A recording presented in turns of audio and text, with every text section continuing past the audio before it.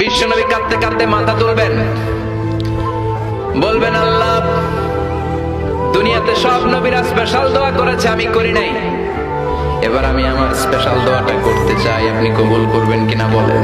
আল্লাহ বলবেন নবী কি আপনার দোয়া বলেন। বিশ্বনবী বলবেন আমার একটা উম্মত যার অন্তরের মধ্যে যাররা পরিমাণ ঈমান আছে, একবার আপনারে আল্লাহ বলে ডেকেছে, একবার আমি বিশ্বনবীর উপর দরুদ পড়েছে, একবার শাহাদাতের বাণী আমার যে গুনাহগার উম্মত দুনিয়ার বুকে থেকে ঘোষণা দিয়েছে, ওই একটা উম্মত যদি জান্নাতে ঢুকতে না পারে আপনি আমারে জান্নাতে ঢুকাতে পারবেন না। আল্লাহ বলবেন সাল তুতা, সাল সাল তুতা ওয়াশফা তুশাফা, শাফাত করেন নবী করেন, যার জন্য দোয়া করবেন আমি কবুল করে নেব।